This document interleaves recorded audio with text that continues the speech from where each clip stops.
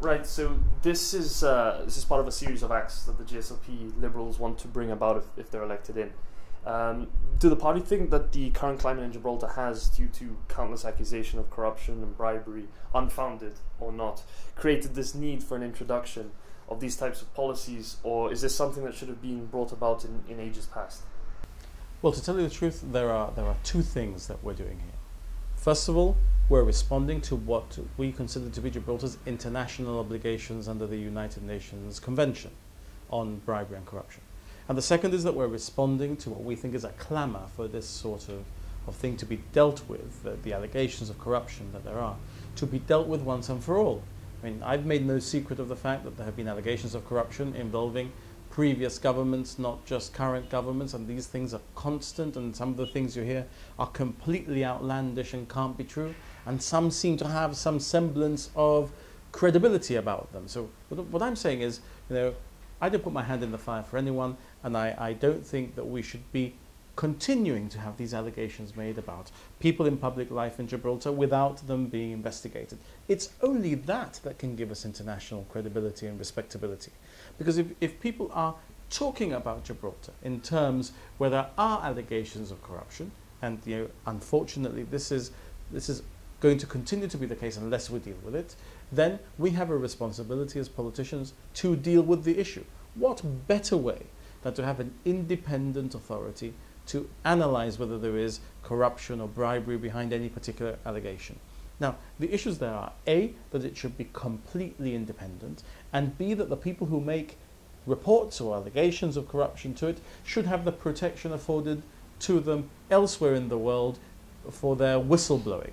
So it's not just that we're saying as a matter of policy we're going to create the Anti-Corruption Independent Authority, we're also as a matter of policy going to create the Whistleblowers Protection Act so that people who go and make the complaint or allegation of corruption will then have the protection that the law affords them in making such an allegation. And at the moment this kind of justice and control is handled to a degree by the RGP. The creation of this agency will be a completely separate entity, as you've said, but in your press release you state you wish the agency to collaborate with the police. Now, hypothetically speaking, if it is the RGP implicated in some sort of corruption scandal, how can the agency act as a control if one of the pillars of its strength is rotten? Well, let me tell you that some of the people who criticise what we've said obviously haven't read our press release as well as you have, and I'm grateful that you have read it carefully. Because it's not that we're saying that the RGP should not be involved in these issues. Of course the RGP should be involved in these issues because they're the law enforcement agency, they're the investigative agency. What we're saying is we should create a freestanding independent authority that uses the resources of the RGP in terms of investigation, uses the resources of Her Majesty's Attorney General's chambers in respect of prosecutions. Now, of course, if you've got an independent authority, and the authority is investigating the RGP itself because of an allegation in respect of the RGP or a particular officer or official of the RGP, then that independent authority is going to ensure that the investigation is not done by the officers who are being investigated. But to be fair to the RGP, there have been instances in the past 20 years where they've had to investigate themselves, and they've done so, and in some cases successfully prosecuted members of the force who've been the subject of an investigation. So who polices the policeman, the eternal perennial philosophical question, is not something that I think worries me too much in respect of this particular issue, because it's not in particular the RGP that you'd be looking at, it's the wider ambit of public life that would be the subject of investigations of corruption or bribery in respect of those in public life. And in the private sector, any company that might be involved in trying to seek an advantage, not just in Gibraltar but elsewhere, by bribing or corruptly trying to gain an advantage, not just from entities in the public sector, but also from other companies. So, for example, if one company director were to bribe the company director of another company to do something that is not necessarily in the best commercial interest of that second company, that now is also caught under our law, as soon as what is presently in the Crimes Act is brought into effect. But what we're saying is there isn't the enforcement capacity, there isn't the investigative capacity provided today for these purposes, absent an independent authority that will be the driver for these issues. And that's where we think an independent authority is essential. Because, of course, as you'll know, the United Nations Convention provides for that as well. Now, with regards to what you were saying about the companies, now one of the punishments that you've mentioned in the policy is debarment. Now, do you think that this it will be extremely detrimental to local-based companies, but of those corporate giants, such as, for example, say the gambling companies, who might not be as affected by debarment for a specific period of time, will the time period reflect the size of the company or the individual?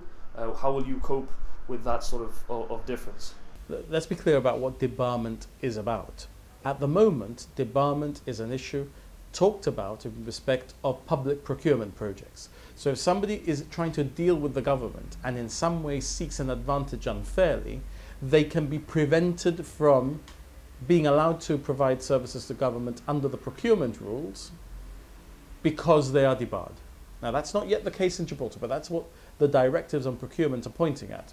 What we're saying is, if you have a company, international, national, large or small, that is caught trying to bribe or corruptly gain an advantage, we think that the punishment of debarment, which is coming into our law through the procurement directives, is the right punishment in addition to fines or imprisonment of directors, which may also be provided for in our statute book, and which the Anti-Corruption Authority will be responsible for administering with the prosecutorial support of Her Majesty's Attorney General's chambers. The detail of that will always be a matter, as far as we're concerned, for the independent judiciary, not for the politicians. And some of your critics have stated these kind of policies would be detrimental to Gibraltar. In other words, put off investors. What would your response to them be?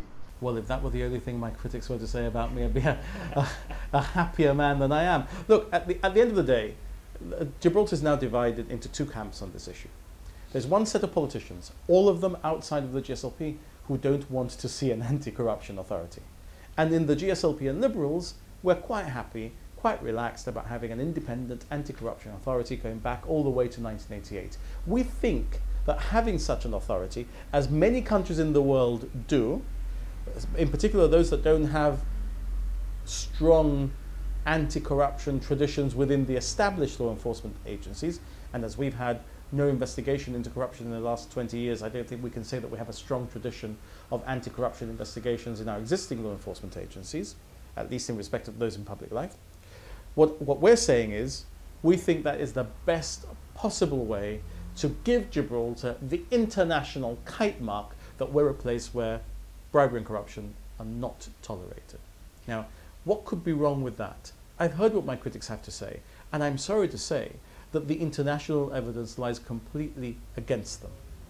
So this would be something similar to some people having said that this is simply a job for the police and not a separate entity altogether. Well, there are parts of the investigation of the crime of bribery, the crime of corruption, that are for the police.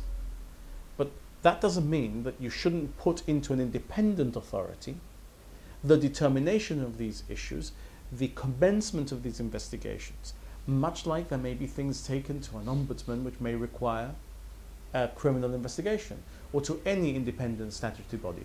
But of course, you've got to walk into Newmole House and make an allegation of corruption. You've got to pick up the phone and call the police and make an allegation of corruption today, if you want to go under the existing old law. What we're saying is, with the whistleblowers protection, an independent authority will be able to receive these reports much more confidentially. People could have the confidence that they're going to a place that's dedicated to these issues, with people properly trained in the receipt of those complaints. And then from there, those people who are properly trained would deploy the resources of the RGP, like many other independent statutory bodies would today deploy the resources of the RGP for the purposes of investigations, which is what the RGP are good at and are trained at, into bribery or corruption. But we've also said, and this is something that our critics like to avoid, that we'd be providing specific resources for the RGP, for specific training for these issues. Because what you can't do is ask people who haven't investigated this particular, very sophisticated potential crime in the past 30 years to simply do so because they have an instinctive way of doing it. Now look, bribery and corruption are very, very difficult things sometimes to find and then to investigate and then to prosecute. In order to do that properly, you have training and resources that our Royal Gibraltar Police haven't been given. They haven't got the resources and the training that the Metropolitan Police and that the FBI have in the United Kingdom and in the United States. You can't expect people to do a job if you don't give them the resources. Thank you very much. Thank you.